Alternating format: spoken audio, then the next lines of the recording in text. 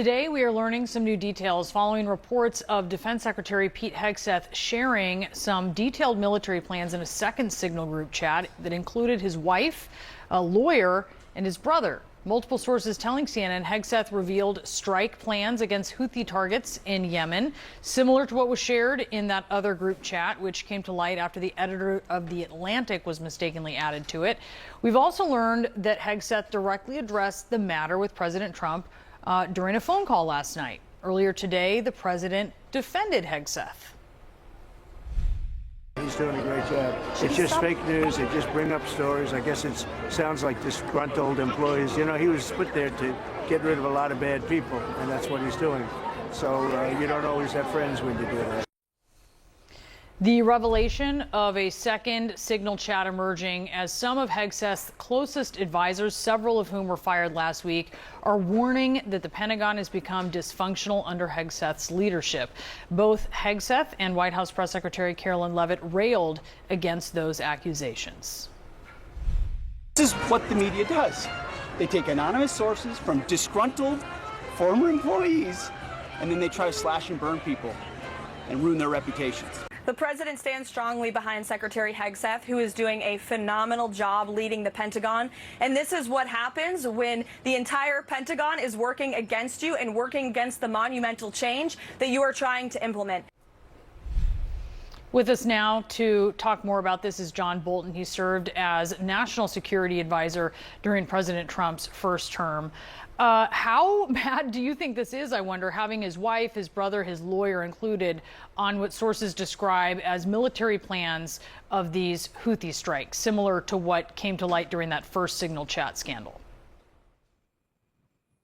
Well, I think after people got over the disbelief at the first Signal chat group, it's no surprise there are others. What makes this one worse and different is that it's kind of a friends and family Signal chat group, none of whom have any need to know what's been conveyed about potential strikes in Yemen before they actually happen. I mean, it speaks to a lack of judgment on Hegseth's part. And when you look at the controversy over the people recently being fired, by the way, all of whom are people he hired within the past 90 days, it really gives the picture of a Secretary of Defense who's a lightweight, a dilettante. And that's not the kind of person you want as a Secretary of Defense under any circumstances, but particularly not in the challenging environment we find ourselves in today.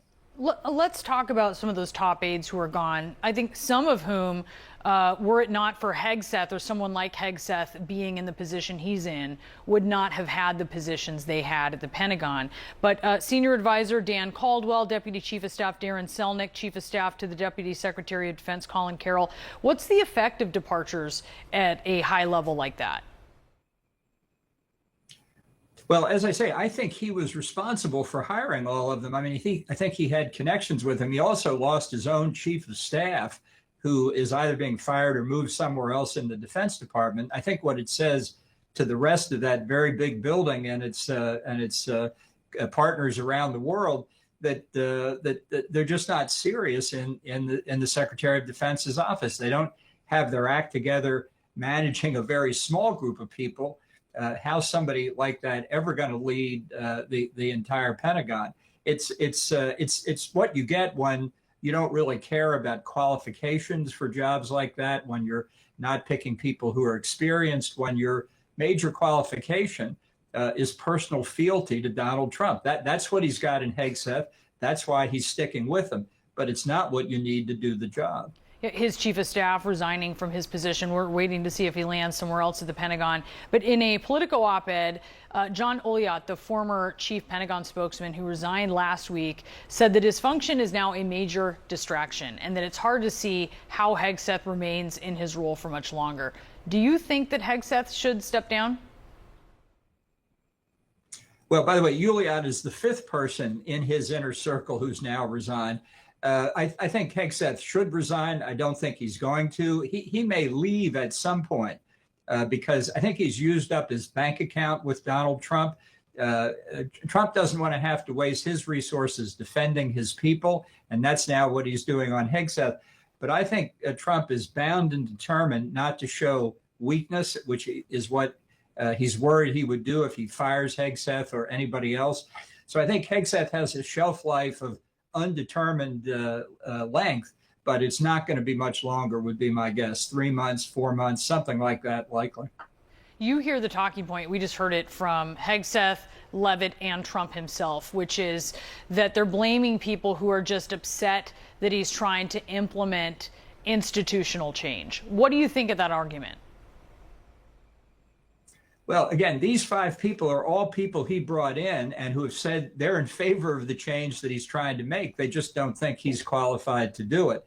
I think it's a very weak response when Hegseth can't even manage and hold together the people he himself is responsible for hiring. It's sort of like the same problem his boss seems to have. John Bolton, always great to have you. Thanks so much for being with us. Glad to be with you. Joining us now, Democratic Senator Mark Warner of Virginia. He's the vice chairman of the Senate Intelligence Committee. Senator, thanks so much for joining us. What's your response to that defiant display from Secretary Hegseth? This is a guy that's in so far over his head that he didn't say anything there about denying that he did this gross, sloppy misuse of classified information, sharing now with his family members. We heard about the misuse earlier when this information was shared with other senior members of the administration. It is way past time that Hegseth should either quit or be fired. And I think the question is going to be, well, will my Republican Senate friends, who I know care about our national security, how many more examples of chaos at the Pentagon before they will find their voice and be willing to step up and speak out on the fact that this guy should no longer be Secretary of Defense? You know the intelligence community, you know intelligence. How serious, Senator, was this breach compared to other cases of highly classified information being mishandled? Well, let me give you the best example. I was down a couple of weeks ago down in Virginia Beach. I had a big town hall. Many of the people at the town hall knew people that were on the Truman, which is the aircraft carrier that launched these attacks, or the planes that were launched from the aircraft carrier against the Houthis. They knew members on the Truman. They were outraged because they knew if that information had got out, their loved ones could have been, frankly, put in harm's way in an awful, awful way. So this is such an obvious case of sloppiness, carelessness, not respect for classified information.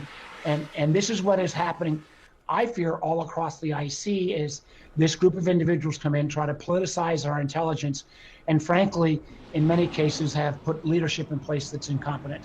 Is it that serious, you think, Senator, that Hegseth potentially should be charged with some sort of crime for violating top national security secrets?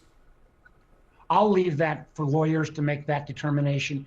I know on the common sense judgment criteria, if you're putting out attack plans while our planes are in the sky and you're sharing that, not it's bad enough that you're sharing it on that chat with the national security advisor and the vice president, but the idea that you are sharing that information with family members who have no basis for having exposure to any of that kind of information, no matter what the secretary says, his comments just don't pass the smell test. I don't think any of those people on that group chat, that second group chat, had top secret security clearances and were qualified to hear that kind of sensitive information about war plans that were still underway. During President Trump's first term, as you probably remember, he was often quick to remove officials he lost confidence in. But right now, the White House says the president stands firmly behind Secretary Hegseth. What does that say to you? Well, it says to me that this is a president without any boundaries and without any other adults in the room that say this is, not about the president's feeling at a moment, but it is about the men and women who protect our country in the Defense Department, in the armed services, who I can pretty much assure you don't have much confidence. You saw some of the folks who left this weekend or are fired, saying that there's total chaos at the department. And that creeps through if our men and women in uniform start to lose confidence in their leadership. And I'm afraid that is happening real time. I think it's significant, Senator, that even Secretary Hegseth's closest advisors are sounding the alarm about his judgment and the turmoil inside the Pentagon right now, and it is severe. How do you think America's adversaries are reading all of this chaos? Well, it's a great opportunity for China. It's a great opportunity for Russia to continue to push against Ukraine. Since the president, in less than 100 days, has managed to alienate virtually every ally we have around the world, whether it's through his tariff policies or his kind of pettiness with Canada, threatening to throw them out of the Five Eyes. I worry that what had been our strength, Wolf, for literally decades was that we had friends and allies around the world that could count on us. They already had that trust, I think, undermined. Then you've got the economic travails with the tariffs, and now you've got what appears to be a kind of a Keystone Cops group of leadership over the Defense Department. None of that bodes well for the safety of our country. So is there evidence that close U.S. allies, NATO allies, are now reluctant to share very sensitive intelligence information with the U.S.? I am not going to comment on that other than the fact that we'll never fully know because you don't know what's not shared. I do know there have been concerns about how our country is going to treat classified information. I know people, within the intelligence community are aghast, not only at this mistreatment of intelligence, but also think about the random firing of General Hawk at the NSA and Cyber Command. He was extraordinarily well respected. There's still no explanation of that other than the fact that right-wing conspiracy theorist who denied 9/11 and said school shootings are made up, Laura Loomer, came in with this list, and suddenly a General Hawk who's well respected around the world is fired without cause. These are not great signals to send at this challenging time. Senator Mark Warner, the top Democrat on the Senate Intelligence Committee, thanks as usual for joining us. Thank you, Wolf. All right, I want to talk to you about some news here in Washington. Defense Secretary Pete Hegseth reportedly used a second Signal group chat to discuss sensitive military plans with members of his family, his lawyer. You called the first leaked Signal chat a, quote, huge mistake. Do you have confidence in Secretary Hegseth's judgment? Well, the question is this chat prior to the one that was leaked out, or did he continue to use the Signal chat group after that happened? And so I'm not sure the timing of it was. If it was something that he did prior to, okay, he should have learned his lesson now with what happened with the Mike Waltz incident. But if he did it afterwards, yeah, I would have concerns because it's already been burned by it once. I don't think you need to get burned by it twice. I think you should learn from your mistakes. And I understand your point about the timing, but the principles of the issue don't change in terms of discussing sensitive military details on Signal, particularly with people like his wife, who, as far as I know, doesn't have a security clearance. Right. I'm not sure, but I don't believe she does. Does that concern you? If in fact he did discuss what's called top secret or things that only need to be discussed inside a SCIF with his wife, if she doesn't have that kind of security briefing, yes, it would concern me. And it should be a lesson to everybody in the administration and everybody actually in the federal government. A lot of the federal agencies use Signal because it's supposed to be an encrypted, very secure application. The fact that these things are being leaked now call into question how secure Signal really is. Right, how secure Signal is, and we know that foreign hackers try to get into the phones of top officials. There's all kinds of concerns from intelligence officials. Congressman Carlos Jimenez, thank you for coming on the show. It's my pleasure. There is now another scandal involving Signal, the encrypted messaging app, and plans about military strikes. The New York Times first reported that Pete Hegseth, the defense secretary, revealed sensitive details about strikes on Yemen on the app, which included that text exchange included his wife and his personal lawyer. Plus, 3 senior aides to Hegseth who were put on leave last week have now been fired. And perhaps the most damning part of all of this is a former aide and close ally took to Politico and wrote a piece decrying that it was, quote, a month from hell inside the Pentagon. Here's what John Olliott, who's a former spokesman now former, of the Pentagon said. From leaks of sensitive operational plans to mass firings, the dysfunction is now a major distraction for the president, who deserves better from his senior leadership, given that it's hard to see Defense Secretary Pete Hegseth remaining in his role for much longer. Now, to be clear, the White House is saying that the president is sticking by the embattled Pentagon chief, and Hegseth went on the offense this morning. This is what the media does. They take anonymous sources from disgruntled former employees, and then they try to slash and burn people and ruin their reputations. Not going to work with me, because we're changing the Defense Department, putting the Pentagon back in the hands of warfighters, and anonymous smears from disgruntled former employees on old news doesn't matter. This group right here, full of hoaxsters that peddle anonymous sources from leakers with access to grind. I have some very smart reporters here at the table with me to discuss this. CNN's Stephen Collinson and Natasha Bertrand, who covers the Pentagon for us. Let's just start where Pete Hegseth ended there, which is the people who were fired, and presumably the people he is talking about. They're not just kind of employees that he inherited when he joined the Pentagon. These are people that he chose, the quote unquote disgruntled employees, and many of them have been very close friends with him, I'm told, like almost like brothers, for a decade. This is a really, really important point here, because Dan Caldwell, who was one of the employees who was fired last week, he's a senior advisor to Secretary Hegseth.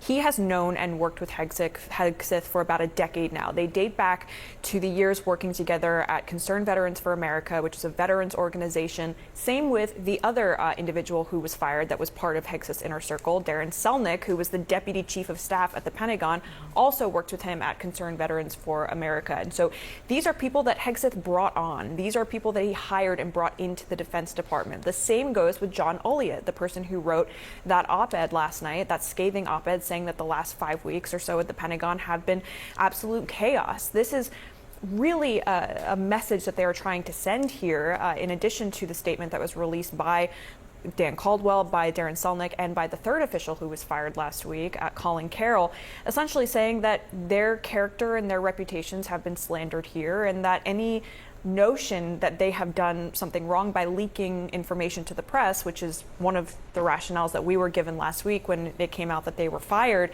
is flat out untrue, something that John Olliott also wrote in his op-ed. And so I think that now we're seeing Hegseth respond in the only way that he knows how to do, which is to attack the media for reporting on something that he actually has not denied the substance of, which was the fact that he had the second signal chat set up, that his wife, his lawyer, and his brother were in it, and there was no really rational explanation for why they should be read in on a very sensitive military operation. And I just, so there are so many sort of tentacles to this.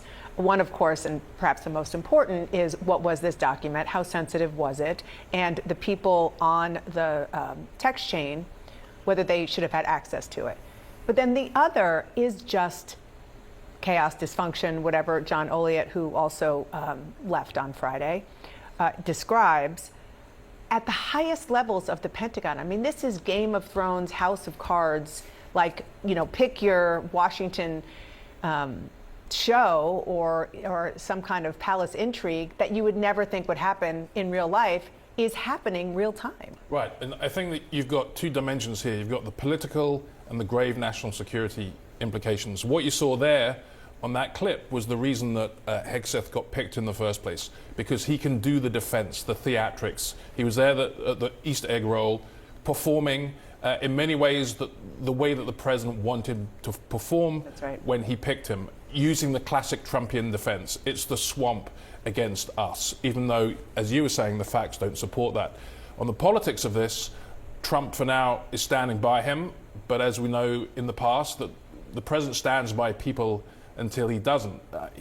I don't think he can let him go, despite the implications of all this, because if he does, he would be admitting a mistake, that he picked someone unsuitable for the Pentagon in the first place. But to your first point, look at the backdrop. The worsening international situation. We've got the peace talks with Ukraine, talks with Iran, the building clash with China over tariffs that threatens to go into something bigger, into a superpower clash. If you have that level of dysfunction at the top of the Pentagon, from someone who perhaps doesn't have the confidence of everyone in the ranks, despite this conceit that he's the defense secretary for the enlisted man and woman, that is going to be a problem. And the fact that it was given to the New York Times, you and our colleagues have done great reporting since then. I am told that is one of the reasons why Trump is with him for now, because he can look at that and say, oh, just kind of like what we heard from Secretary Hegseth. Oh, it's just, the media out to get him, and it looks like a hit job, and these are people who don't want us to succeed, so on and so forth. The question, to your point, Steve, is how long is that going to last?